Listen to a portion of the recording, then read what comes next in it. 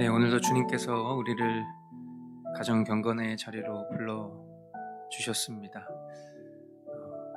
거짓과 어둠을 책망하기 위해서 우리 자신의 전 인격을 말씀과 기도로 전신갑주로 우리를 견고히 하시고, 또 이 어둠의 세상 가운데에서 바른 하나님 나라의 대사로 살아갈 수 있도록 인도해 주시는 그런 주님의 돌보심이 오늘 저와 여러분들의 삶 가운데 있기를 간절히 소망하면서, 가정에서 우리 어린 자녀들과 또 우리 엄마 아빠 모든 사람들이 정말 하나님 말씀 앞에 언약 백성으로 견고히 세워지는 그런 귀하고 복된 시간 될 수 있기를 간절히 소원합니다. 이 시간 함께 찬양으로 모임을 시작하도록 하겠습니다.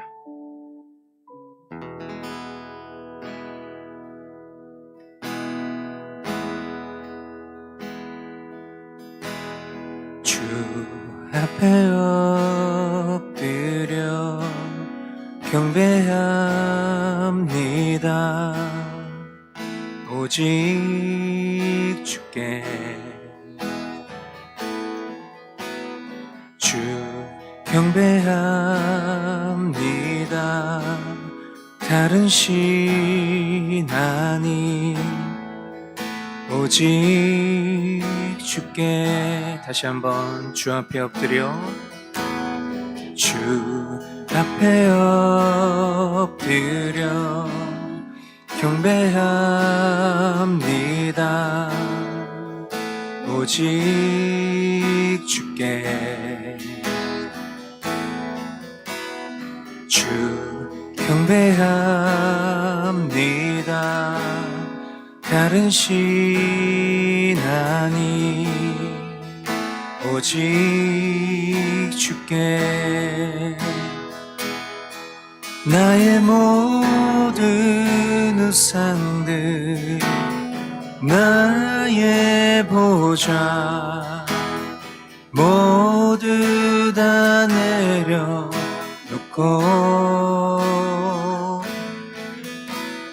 주 앞에 엎드려 경배합니다. 오직 주께. 주 앞에 엎드려 주 앞에 엎드려 경배합니다.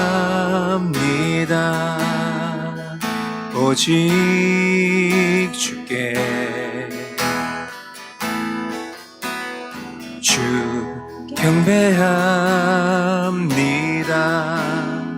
다른 신 아닌 오직 주께. 나의 모든 우상들 나의 보좌 모두 다 내려놓고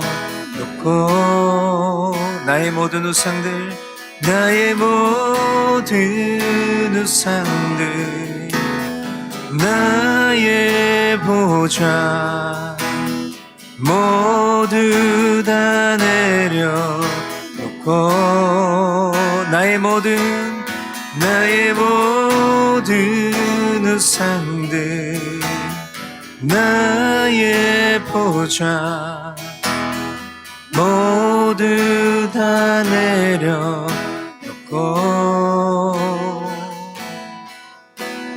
주 앞에 엎드려 경배합니다.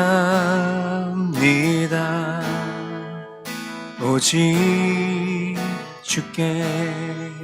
주 앞에 엎드려 주 앞에 엎드려 경배합니다.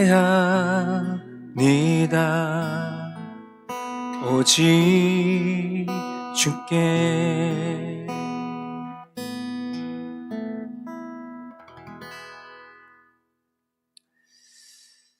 네, 주님, 오늘도 우리의 심령을 말씀 앞에 열애하지 않고 먼저는 우리 자신을 주님의 말씀 앞에 진실되이 돌이켜 회개하기를 간절히 원합니다.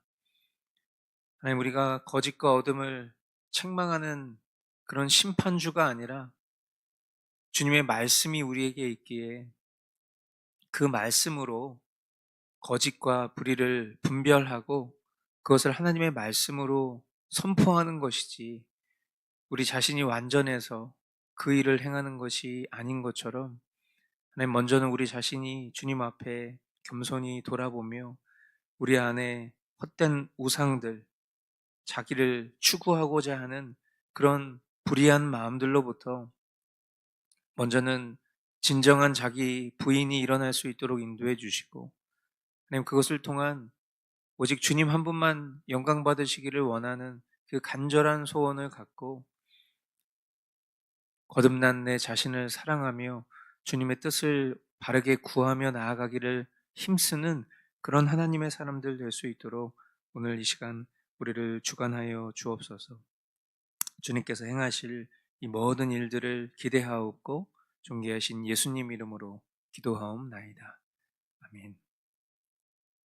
네, 우리 각 가정에서 서로 축복의 인사 나누도록 하겠습니다.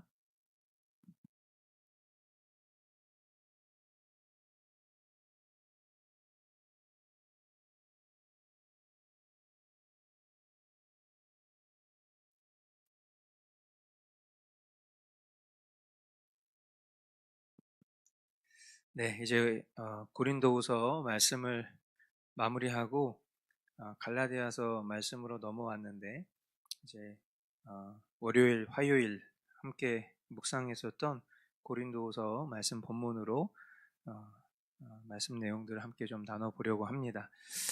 먼저는 고린도후서 12장 19절부터 21절까지 말씀인데요.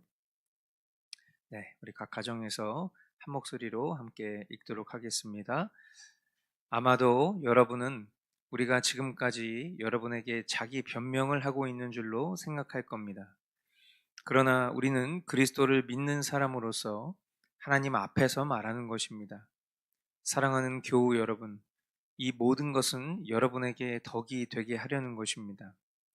내가 두려워하는 것은 내가 가서 여러분을 만나볼 때에 여러분이 혹시 내 기대에 어긋나지 않을까 하는 것과 또 내가 여러분의 기대에 어긋나지 않을까 하는 것입니다. 또 여러분 가운데 싸움과 시기와 분노와 경쟁심과 비방과 수군거림과 교만과 무질서가 있지는 않을까 두렵습니다. 내가 여러분에게 다시 갈 때에 여러분 때문에 내 하나님께 내가 부끄러움을 당하지는 않을까 걱정이 됩니다. 또 내가 전에 죄를 지은 많은 사람들이 스스로 행한 부정함과 음란함과 방탕함을 회개하지 않는 것을 보고서 슬피 울게 되지는 않을까 걱정이 됩니다. 아멘.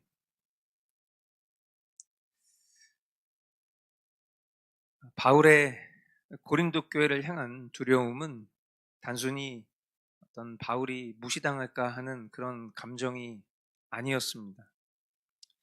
그가 두려워한 것은 한마디로 정리하면 이런 것이죠. 자신이 전한 복음대로 성도들이 살지 못하면 어떡하지 하는 그런 두려움인 것입니다. 다시 말해, 이 바울의 마음 중심에는 늘 교회의 덕과 그리고 회복이 있었습니다. 바울은 자기 자신을 변호하려는 그런 사람이 아니라 결국 성도들의 유익을 위해서 하나님 앞에서 말하는 사람이었던 것이죠. 10번 강조해도 부족함이 없는 명제는 복음의 능력이 있다는 것입니다. 그리고 그 능력을 실제로 체험한 사람, 그 사람이 지금 이 본문에 등장하는 바울이죠. 우리가 잘 아는 바대로 다메섹 도성에서 바울은 존재 자체가 어둠에서 빛으로 옮겨지는 변화를 경험했습니다. 그리고 그는 그것을 체험했습니다. 그래서 이런 바울에게 있어서 복음을 전하는 것은 어떤 선택 가능한 그런 옵션이 아니라 자신을 바꾸신 그 복음에 대한 마땅한 응답, 화답이었던 것입니다. 복음이 그를 바꾸었기 때문에 그는 확신 있게 전할 수 있었고, 수많은 이들의 회심을 보면서 즐거웠고 기쁘고 벅찬 감동을 갖고 또 다른 복음의 여정을 나아갈 수 있었던 것이죠. 그런데 문제는 그렇게 복음으로 정말 변화된 것처럼 보였던 수많은 사람들이 어느새 너무나도 쉽게 다른 복음으로 넘어간다라는 그런 소식을 들은 현실입니다. 바울의 마음이 얼마나 고통스러웠을까? 그토록 확신 있게 변화될 것 같았던 사람들이 언제 그랬냐는 듯이 옛 삶으로 되돌아가는 그런 소식을 들을 때 바울의 마음에는 절망과 탄식이 가득했을 것입니다. 우리가 본 이 고린도 전후서, 특별히 이 고린도 후서가 그 애끓는 마음으로 가득 차 있는 편지인 것이죠. 바울과 비교할 수는 없겠지만 저 역시도 그 두려움을 조금은 압니다. 사람들이 떠나가고 또 각자 원하는 것을 얻고 또 세상에서 쌓고 싶은 커리어를 쌓아가는데 여전히 공허해 보이는 그런 모습들을 보면 마음이 무너질 때가 있습니다. 저는 보통 그것을 허니문 기간이라고 표현하는데요. 무언가 내가 알지 못했던 그런 복음의 가치를 새롭게 깨닫게 되면 사람들은 굉장히 뜨거운 열정으로 가득 차게 됩니다. 그래서 이전에 살았던 삶을 과감하게 내려놓고 새로운 삶을 살기로 결단하는 그런 모습들을 심심치 않게 보곤 합니다만, 그러나 시간이 또다시 지날수록 마치 관성의 법칙처럼 여전히 다른 측면의 또 다른 자아를 추구하는 모습을 보면 언제든 다시 편한 길로 돌아가진 않을까 하는 안타까운 마음이 들기도 합니다. 그런데 더 안타까운 것은 그들을 향해 애통하는 마음으로 기도해야 될, 어떻게 보면 말씀을 전하는 제가 분통과 분노가 더 앞서는 그런 저의 허접한 수준을 발견할 때, 바울은 슬피 울게 될까 두렵다 이렇게 고백했는데 저는 너무 쉽게 화부터 내고 있진 않은가 돌아보게 되는 것이죠. 결국 우리가 이 말씀들을 통해서 말씀을 전하는 자나 말씀을 듣는 자나 결국 하나님 말씀 앞에서 살아가는 그런 하나님의 사람들로서 우리에게 가장 중요한 것이 있다면 결국 회개하는 삶일 것입니다. 우리가 어떤 패역한 모습들을 보면서 슬피 울어야 할 텐데 오히려 분노가 앞선다면 영혼도 병이 들어있다는 것이겠죠. 결국 참된 신자의 증거는 어떤 말이 아니라 움직이는 믿음, 즉 행동하는 믿음일 것입니다. 복음은 우리가 세상과 담을 쌓고 숨는 어떤 명분이 아니라 세상 속에서 복음을 선포하며 또 복음을 전한다는 명목으로 은밀히 자기 것을 채우지 않게 하는 그런 거룩한 기준인 것입니다. 한마디로 교회는 복음을 소비하는 곳이 아니라 복음을 살아내는 곳이어야 하는 것이죠. 그래서 오늘 이 말씀 앞에선 저와 여러분들은 다시금 우리 자신을 신뢰하는 것이 아니라 우리 안에 살아 역사하시는 그 주님을 바라봐야 합니다. 내게 소망도 능력도 없는 존재라는 것을 깨달아야 하는 것입니다. 우리 안에 염원하게 하시고 그것을 이루시는 분, 그분은 오직 주님이십니다. 그러므로 우리는 기도해야 합니다. 지금 이 순간에도 우리가 말씀에 예외된 존재가 아니라는 것을 기억하고 또 우리 주변의 형제 자매들 가운데 복음을 떠나 다른 복음으로 기울여지려고 하는 그런 이들이 있다면 그들이 진실된 회개를 할 수 있도록 우리가 주님 앞에 간구하며 기도해야 할 것입니다. 또 필요하다면 권면도 해야 될 것입니다. 바울의 두려움은 결국 교회의 회복을 향한 그런 사랑의 두려움이었다라는 것을 기억하며 저와 여러분 마음 안에도 이 마음 주시기를 함께 간구하기를 소원합니다. 두 번째 우리 함께 보실 말씀은 고린도후서 13장 5절로 7절 말씀입니다. 네, 이 말씀도 우리 한 목소리로 읽겠습니다. 여러분은 자기가 믿음 안에 있는지를 스스로 시험해보고 스스로 검증해 보십시오. 여러분은 예수 그리스도께서 여러분 안에 계시다는 것을 알지 못합니까? 모른다면 여러분은 실격자입니다. 그러나 나는 우리가 실격자가 아니라는 것을 여러분이 알게 되기를 바랍니다. 우리는 여러분이 악을 저지르지 않게 되기를 하나님께 기도합니다. 그것은 우리가 합격자임을 드러내려는 것이 아니라 우리는 실격자인 것처럼 보일지라도 여러분만은 옳은 일을 하게 하려고 하는 것입니다. 아멘. 오늘 나는 믿음 가운데 거하는가? 여러분 한번 오늘 본문의 말씀처럼 스스로를 점검해 보십시오. 나는 지금 믿음 가운데 거하는가? 이 질문을 매일 매 순간 한다고 말해도 과언이 아닐 만큼 저와 여러분들은 아마 이런 마음들을 늘 갖고 계실 것입니다. 한 번 구원은 영원한 구원이다. 이런 영상들에 달린 댓글들을 보면 정말 말도 안 되는 이런 구원파 교리를 아직도 전하는 사람이 있나라는 이런 댓글들을 보면 참 성경과 교리에 대한 그런 바른 지식이 그 어느 때보다 참 중요한 시절이 아닌가라는 생각을 또 해보게 됩니다.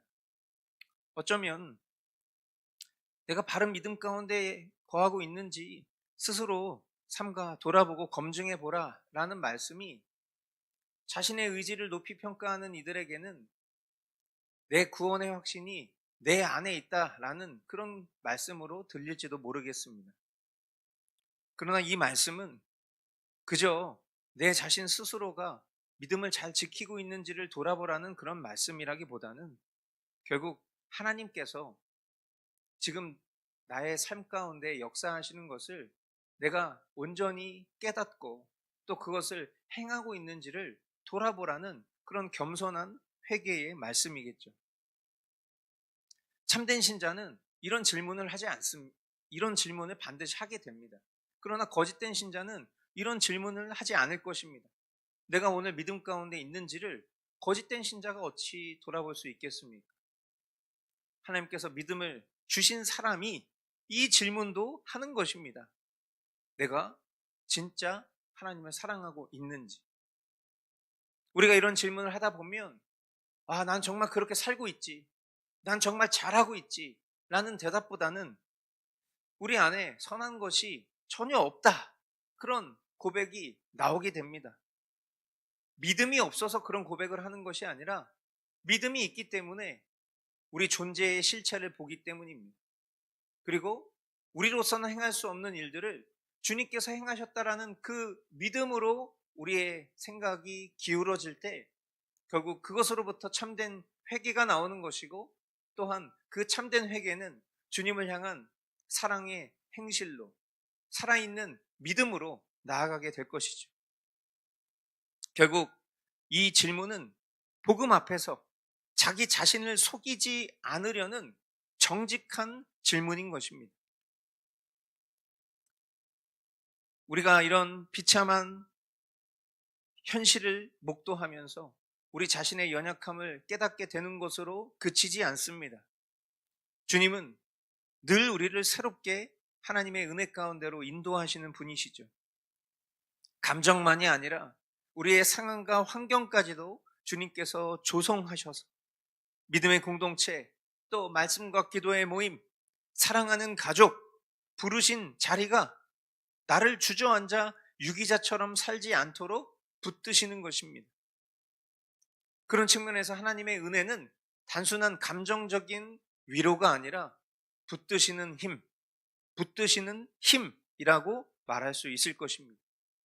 무너진 자를 다시 일으키시고 예외처럼 살아가려고 하는 자를 다시 말씀 앞으로 불러오시는 붙드시는 힘인 것입니다. 바울이 고린도 교인들에게 자신들의 믿음을 시험하라, 확증하라고 말할 때에 이것은 다른 말로 얘기하면 겸손히 회개하라라는 것이죠. 죄와 유혹, 이생의 즐거움과 정욕으로 분산된 시선을 주님께 향하면 주님은 연약한 우리를 성화의 복으로 인도하십니다. 믿음은 자기가 괜찮다, 자기가 괜찮지 않다라고 선언하는 것이 아니라 주님 앞에서 스스로를 살피고 돌아보는 것입니다. 우리가 이렇게 어떤 개념적으로 정리하는 것은 할 수 있을 것입니다만 오래 분산된 우리의 우매한 시선이 하나님의 말씀 앞으로 빠르게 전환하는 거, 이거 쉽지 않습니다. 우리의 생각과 또 우리 경험의 죄된 잔상, 죄된 기억과 습관은 눈에 보이시지 않는 주님께 돌아서도 계속 우리를 뒤흔들려 하기 때문입니다. 그래서 중요한 것은 악을 행하지 않는 것입니다. 죄된 기억과 행위로부터 조금이라도 벗어나야 돌아섬도 은혜를 누림도 빨라집니다. 회개는 단순한 어떤 감정의 정리가 아니라 죄와 결별하는 실천이다.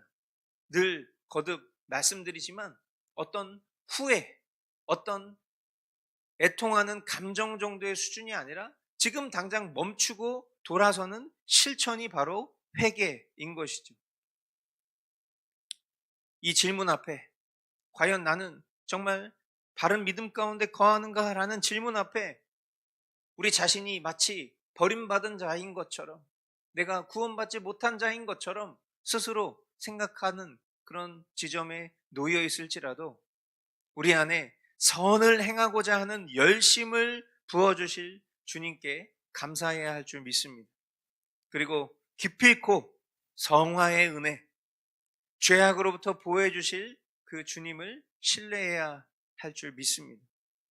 결국 이 싸움, 이 선한 싸움, 이 믿음의 싸움, 이 영적 싸움은 내 힘으로 이기는 것이 아니라 내 안에 사시는 주님께서 승리하시는 싸움이다라는 것을 기억하고 그 주님을 기대하며 또 주님이 행하실 일들을 소망하며 나아가는 저와 여러분들 될 수 있기를 주님의 이름으로 축복합니다. 이 시간 오늘 우리에게 허락하신 말씀 붙들고 기도하도록 하겠습니다.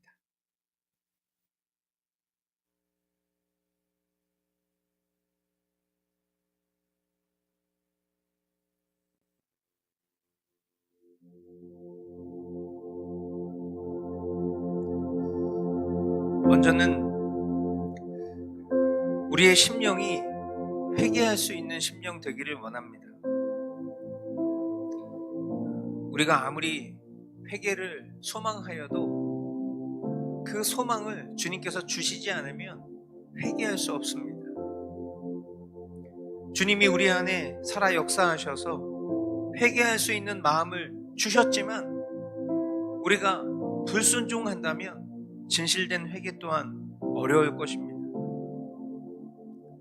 주님을 사랑한다고 말하지만 주님만 사랑하는 것이 아니라 주님도 사랑하면서 실제로는 마치 영적 간음의 모습으로 살아가고 있는 그런 우리를 진실되이 돌이켜 주님만 사랑하는 자로 살아갈 수 있도록 이 시간 그 은혜를 허락해달라고 기도하기를 원하고, 또한 오늘 사도 바울의 이 권면처럼 내 안에 참된 믿음이 있는가, 이것을 스스로 시험하고 검증하며 예수님께서 내 안에 살아 역사하신 것을 실제로 붙들며 그 믿음 안에 순종하며 살아가는 우리의 삶이 될 수 있도록 이 시간 함께 기도하도록 하겠습니다.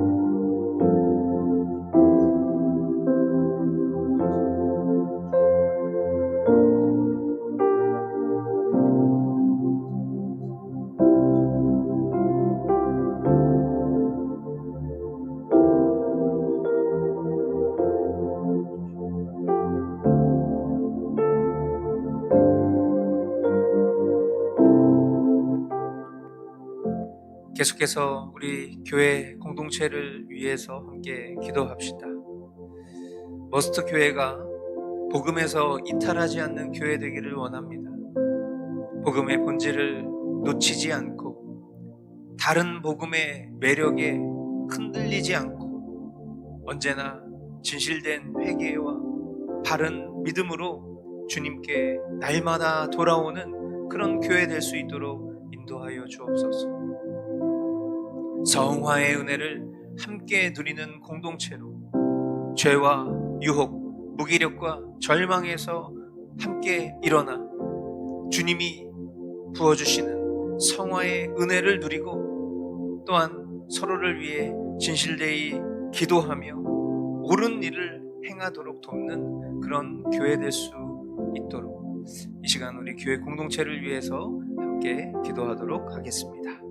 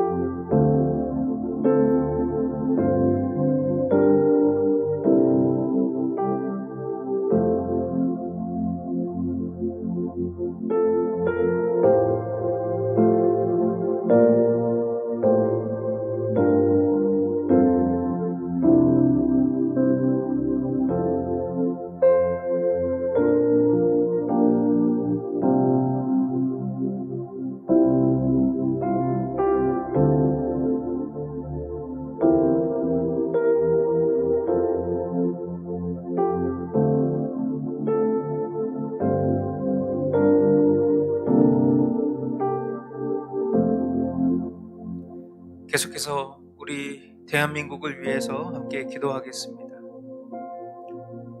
오늘날 한국 교회 안에 복음의 본질을 변질시키려는 여러 다른 복음들이 정말 넘쳐나고 있습니다. 특별히 왜곡된 정교 분리 개념을 주장하며 기독교 처벌까지 거론했었던 지도자가 2026년 한국교회 부활절 연합 예배 강단에 올라서 축사를 전한 것은 교회가 결국 이 정치 권력의 환심을 구하고 복음의 순수성을 훼손하는 그런 정말 심각한 일들이 아닌가라는 생각을 하게 되는 것입니다. 한국교회가 어떤 정치 권력의 유혹에도 흔들리지 않고 복음의 인간적 조건을 더하는 그런 그릇된 가르침을 분별하여 거부할 수 있도록 오직 그리스도, 오직 은혜, 오직 믿음의 복음 위에 굳건히 설 수 있는 그런 한국교회 되기를 기도합시다. 또한 교회 해체법을 반대하고 차별금지법을 반대하고 그리고 태아의 생명권을 지키려는 이런 핵심 이슈들에 대해서 온라인 서명 운동과 또 입법을 막고자 하는 그런 움직임들을 우리가 계속해서 행하고 있습니다. 만약 이 법들이 통과된다면 이제 비영리 종교 법인의 정교 분리 원칙 위반이나 또 정치활동 개입 등 이런 것들을 통해서 교회를 압수수색할 수 있고 또 설립 허가를 취소하고 교회가 문을 닫게 되면 교회가 가지고 있었던 모든 재산을 국고에 귀속시킬 수 있다는 조항이 이 그릇된 법안 안에 담겨져 있습니다. 이 실태를 알지 못하는 성도들은 여전히 그런 일들이 어딨냐 태연한 모습을 보이겠지만 이런 독소 조항이 들어있는 법안들이 속히 통과되려고 하는 그런 모습 앞에 과연 어떤 저희가 있겠습니까? 어떤 국가 권력도, 어떤 입법부도 교회 강단에서 하나님의 말씀을 선포하는 자유를 빼앗을 수 없는 것입니다. 성경적인 창조 질서를 수호하고 또 태아의 생명권을 지키며 종교의 자유를 수호하는 일에 한국 교회가 침묵한다면 어찌 소망이 있겠습니까? 다른 복음을 분별하고 복음의 순수성을 지키는 한국 교회가 되도록, 종교의 자유를 위협하는 입법에 맞서 진리를 담대히 전하는 그런 대한민국 될 수 있도록 이 시간 우리 나라를 위해서 함께 기도하며 나아가겠습니다. 기도하겠습니다.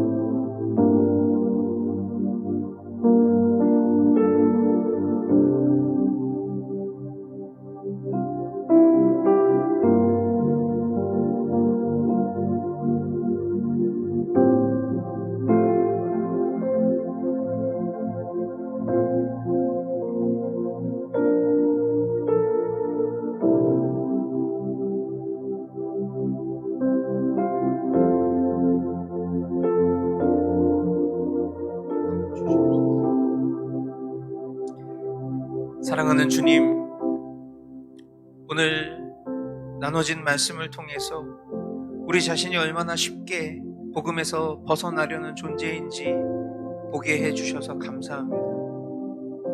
바울이 고린도 교회를 향해 두려워했던 그 마음이 그저 사도로서의 감정 그것이 아니라 복음대로 살지 못할까 걱정하는 마음이었음을 깨닫습니다. 우리 또한 그 마음을 조금이나마 배우기를 원합니다. 분노보다는 눈물이 먼저 나오게 하시고 정죄보다는 기도할 수 있는 그런 우리의 삶이 되기를 간절히 소원합니다. 사랑하는 주님, 우리 자신이 믿음 안에 있는지 스스로 늘 돌아보게 하시고 예수님께서 우리 안에 계신 것을 부인하지 않게 하여 주옵소서. 때론 실격차처럼 보이는 순간이 있을지라도 주님의 은혜가 우리를 견고하게 붙들고 계시는, 성화의 길로 이끌고 계시는 것을 믿게 하여 주옵소서. 우리 교회와 우리 각 가정이 다른 복음에 쉽게 흔들리는 시대 속에서도 복음 안에 견고히 머물게 하시고 말과 글만이 아니라 행동하는 믿음으로 바로 설 수 있도록 올해 우리 교회의 표어처럼 스탠드 펌, 견고하게 설 수 있도록 인도하여 주시옵소서. 회개하지 않으려고 하는 완악하고 강팍한 마음으로부터 돌아설 수 있도록 인도해 주시고 주님의 은혜를 날마다 새롭게 누리며 성령님의 도우심 가운데 죄를 이기며 살아갈 수 있는 우리 성도들이 될 수 있도록 인도하여 주시옵소서. 남은 한 주간의 삶도 지켜 보호하여 주시고 말씀과 기도의 삶을 통해 우리가 물리적 거리는 떨어져 있지만 각자의 삶 속에서 성도 간에 진실된 교제가 이루어질 수 있는 그런 건강한 교회, 그리스도가 머리 되신 교회 될 수 있도록 인도하여 주옵소서. 존귀하신 예수님의 이름으로 기도하옵나이다. 아멘. 하늘에 계신 우리 아버지, 아버지의 이름을 거룩하게 하시며 아버지의 나라가 오게 하시며 아버지의 뜻이 하늘에서와 같이 땅에서도 이루어지게 하소서.